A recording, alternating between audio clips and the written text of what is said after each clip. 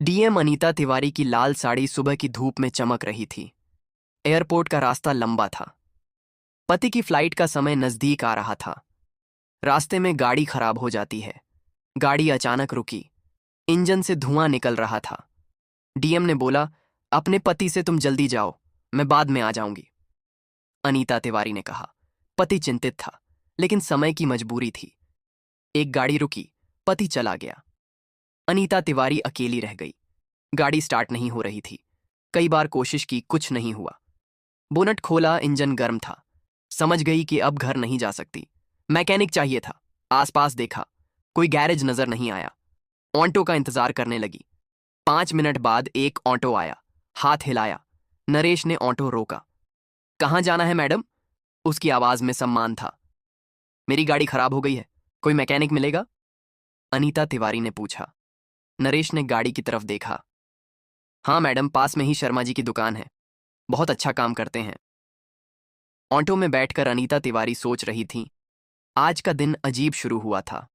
पहले गाड़ी खराब, अब ऑटो में सफर। जिंदगी में कभी ऑटो नहीं चलाया था, आज पहली बार चल रही थी। नरेश धीरे चला रहा था। बातचीत शुरू हुई। मैडम, आप कहाँ रहती हैं?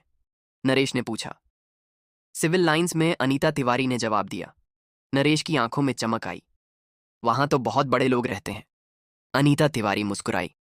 हाँ, कुछ तो रहते होंगे। रास्ते में ट्रैफिक था। नरेश बात करता रहा। मैडम, आजकल पुलिस वाले बहुत परेशान करते हैं। हर दिन चालान काटते हैं। गरीब आदमी की कमाई सब ले लेते हैं। अनीता तिवारी चुप रही। वह जानती थी कि पुलिस की समस्या क्या है, लेकिन आज वह एक आम नागरिक की तरह इस शहर को देख रही थी। कितना चालान काटते हैं? उसने पूछा। 2-3 हजार रोज, कभी 5 हजार भी कहते हैं। तेज चला रहे हो। लेकिन मैं हमेशा धीरे चलता हूं। नरेश की आवाज में दुख था। अनीता तिवारी को समझ आया कि यह समस्या कितनी गहरी है। वह रोज फाइलों में पढ़ती थी, आज सुन रही थी। आगे सिग्नल था, लाल बत्ती जल रही थी। नरेश ने ऑटो रोका। इंतजार करने लगे। अचानक एक पुलिस की गाड़ी आई। 3 पुलिस वाले उतरे। अनीता तिवारी की सांस रुक गई। इंस्पेक्टर कमलेश आगे था, शिवम कुमार और सिद्धार्थ उसके पीछे। तीनों का चेहरा कड़ा था। कमलेश ने हाथ उठाया। रुको। नरेश घबरा गया। ऑटो रोका। कमलेश पास आया। कागज निकालो। आवाज खड़ी थी। नरेश ने कांपते हाथों से कागज निकाले। कमलेश ने देखे, कुछ देर पढ़ता रहा, फिर बोला, 10,000 चालान। नरेश का चेहरा पीला पड़ गया। साहब, क्या गलती हुई है? कमलेश हंसा। तेज चला रहे हो? नरेश ने विरोध किया। साहब, मैं सिर्फ 40 की स्पीड से आ रहा था। कमलेश का चेहरा लाल हो गया। जवाबी लड़ता है। एक जोरदार थप्पड़ नरेश के गाल पर पड़ा। आवाज गूंजी। अनीता तिवारी का दिल तेज धड़कने लगा। शिवम कुमार और सिद्धार्थ हंस रहे थे। कमलेश ने इशारा किया, इसे बाहर निकालो, ऑटो तोड़ दो। अनीता तिवारी को यकीन नहीं आ रहा था। यह वही शहर था जहां वह डीएम थी। यही वह पुलिस थी जो उनके अधीन काम करती थी। लेकिन आज वह एक आम नागरिक थी। कोई नहीं जानता था कि वह कौन है। शिवम कुमार ने ऑटो का दरवाजा खोला। मैडम, बाहर आइए। अनीता तिवारी चुपचाप उतरी। नरेश रो रहा था। साहब, ये मेरी रोजी रोटी है। कमलेश ने फिर मारा।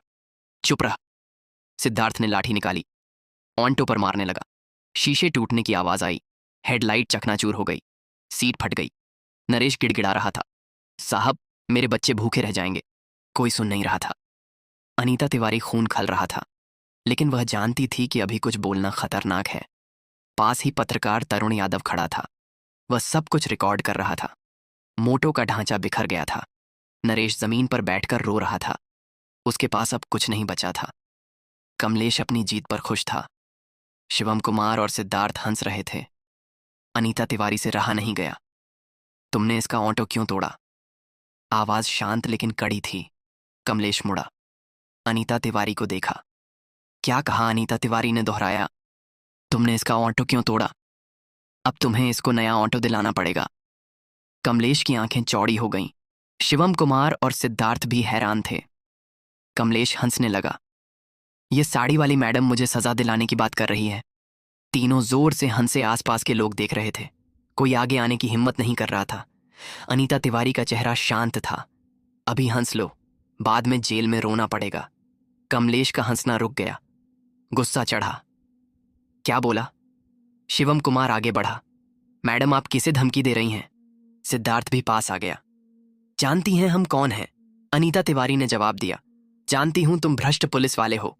कमलेश भड़क गया। आंखें लाल हो गई। इस ऑटो वाले को छोड़ो, इस मैडम को पकड़ो। शिवम कुमार और सिद्धार्थ ने अनीता तिवारी का हाथ पकड़ा। नरेश चिल्लाया, मैडम को छोड़ दो, इनका कोई कसूर नहीं है। कमलेश ने नरेश को धक्का दिया। भाग यहां से। नरेश गिर गया। अनीता तिवारी को गाड़ी में धकेल दिया। पत्रकार तरुण यादव सब कुछ रिकॉर्ड कर रहा था। उसका कैमरा चल रहा था। वह समझ गया था कि यह बड़ी खबर है। एक मासूम औरत को बेवजह गिरफ्तार किया जा रहा था। एक गरीब ऑटो वाले का रोजगार बर्बाद कर दिया गया था। यह न्याय नहीं था, यह जुल्म था। वह चुपचाप गाड़ी के पीछे हो लिया। उसकी बाइक तेज थी। पुलिस की गाड़ी का पीछा करने लगा। रास्ते में वह वीडियो एडिट करता जा रहा था।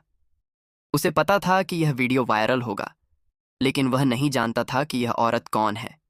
सिर्फ यह देख रहा था कि एक निर्दोष इंसान के साथ अन्याय हो रहा है। थाने पहुंचकर अनीता तिवारी को अंदर धकेल दिया गया। कमलेश ने रजिस्टर में लिखा, आरोप पुलिस का अपमान, सरकारी काम में बाधा। शिवम कुमार ने पूछा, नाम क्या है? अनीता तिवारी चुप रही। सिद्धार्थ चिल्लाया, नाम बताओ। अनीता तिवारी ने शांति से कहा, अनीता। कमलेश ने लिखा। अनीता देवी फिर पूछा, पता क्या है? अनीता तिवारी ने सोचा, सच बताना खतरनाक था। Civil Lines. कमलेश हंसा। सिविल लाइंस की मैडम पुलिस से लड़ रही है। शिवम कुमार और सिद्धार्थ भी हंसे। रात भर यहीं रहोगी, कल कोर्ट में पेश करेंगे। अनीता तिवारी को लॉकअप में डाल दिया गया।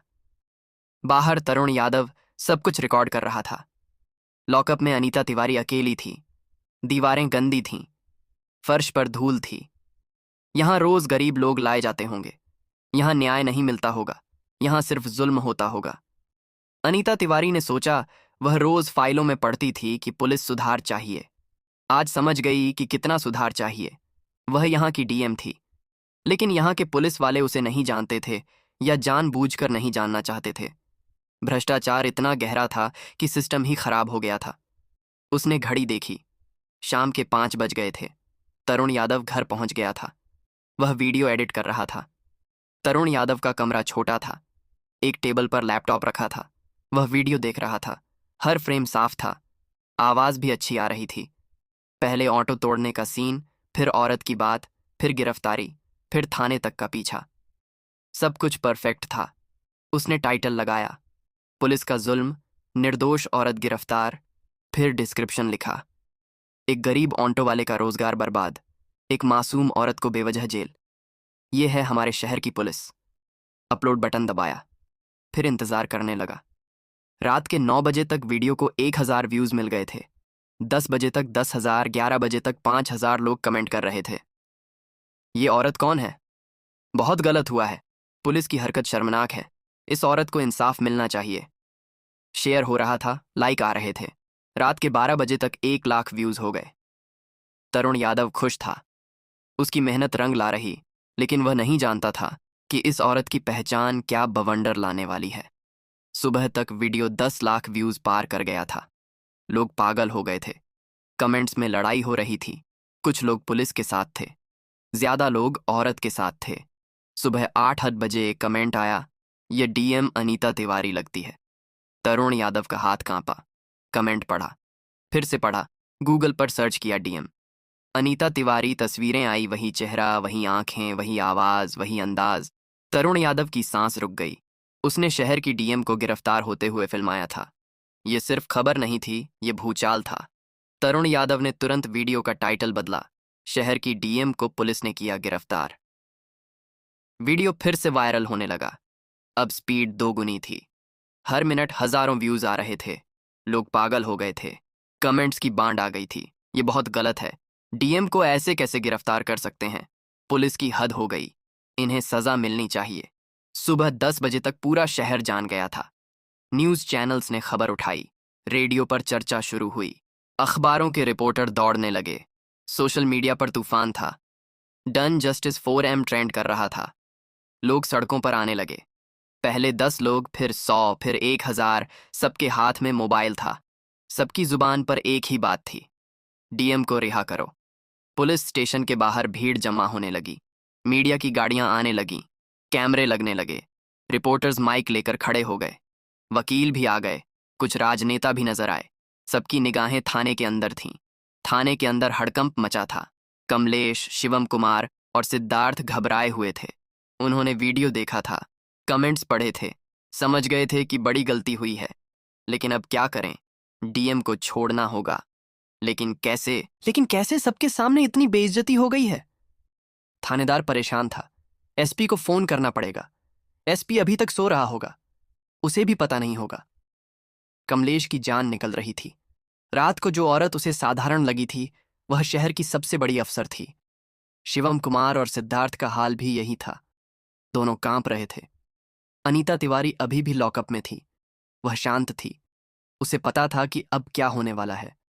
बाहर भीड़ बढ़ती जा रही थी। डीएम को रिहा करो के नारे गूंज रहे थे। पत्थर फेंके जा रहे थे। थाने की खिड़कियों पर लग रहे थे। पुलिस वाले डर गए थे। लाठी चार्ज करने की हिम्मत नहीं हो रही थी क्योंकि सामने उनका ही बॉस बंद था। मीडिया सब कुछ लाइव कवर कर रहा था। देश भर में खबर फैल गई थी। दिल्ली से फोन आने शुरू हो गए। एक ही बात कह रहे थे, जल्दी से डीएम को रिहा करो। दोपहर 12 बजे एसपी थाने पहुंचा। उसका चेहरा पीला था, पसीना छूट रहा था। भीड़ को देखकर डर गया, मीडिया को देखकर परेशान हो गया। सीधे थाने के अंदर गया। कमलेश, शिवम कुमार और सिद्धार्थ खड़े थे। तीनों का सिर झुका था। एसपी चिल्लाया, यह क्या किया तुम लोगों ने? कमलेश की आवाज कांपी, साहब हमें पता नहीं था। एसपी ने थप्पड़ मारा। पता नहीं था? अपने डीएम को नहीं पहचानते हो? शिवम कुमार बोला, साहब वह साधारण कपड़ों में थी। एसपी ने उसे भी मारा। साधारण कपड़े पहनना गुनाह है। सिद्धार्थ रोने लगा, साहब अब क्या होगा? एसपी ने कहा, अब तुम्हारी नौकरी जाएगी, शायद जेल भी जाना पड़े। तीनों की हालत खराब हो गई। एसपी ने लॉकअप की चाबी मांगी। अंदर गया। अनीता तिवारी बैठी थी। चेहरा शांत था, आंखों में तेज था। एसपी ने सलाम किया, मैडम बहुत माफी चाहता हूं। अनीता तिवारी उठी, कुछ नहीं बोली। एसपी ने दरवाजा खोला, मैडम आप बाहर आइए। अनीता तिवारी बाहर आई। तीनों पुलिस वाले सिर झुकाए खड़े थे। एसपी ने कहा, मैडम इन तीनों को तुरंत सस्पेंड कर रहा हूं। अनीता तिवारी ने पहली बार मुंह खोला, सिर्फ सस्पेंशन काफी नहीं है। एसपी समझ गया, मैडम एफआईआर भी दर्ज करवाऊंगा। अनीता तिवारी ने कहा, उस ऑटो वाले का क्या? एसपी ने पूछा, कौन सा ऑटो वाला? अनीता तिवारी ने बताया, नरेश, इन लोगों ने उसका ऑटो तोड़ दिया था। एसपी ने कमलेश से पूछा, ऑटो वाले का क्या हुआ? कमलेश हकलाया, साहब वह उसका ऑटो एसपी समझ गया, उसे नुकसान हुआ है। अनीता तिवारी ने कहा, पूरा ऑटो बर्बाद कर दिया है, वह गरीब आदमी है, उसका रोजगार छीन गया है। एसपी ने नोट किया, मैडम उसे नया ऑटो दिलवा देंगे, सरकारी खर्चे पर। अनीता तिवारी ने कहा, सिर्फ ऑटो नहीं, उसे हर्जाना भी मिलना चाहिए। एसपी ने हाँ में सिर हिलाया, जो आप कहें मैडम। अनीता तिवारी ने थाने से बाहर जाने की तैयारी की। एसपी आगे चला, दरवाजा खोला। बाहर हजारों लोग थे, सब इंतजार कर रहे थे। अनीता तिवारी बाहर आई। भीड़ ने तालियां बजाई। तो दोस्तों, अनीता ने मीडिया से एक ही बात बोली कि पुलिस का काम हर इंसान को बराबर समझना है और उनके लिए खड़े होना। यही असली पुलिस का फर्ज है।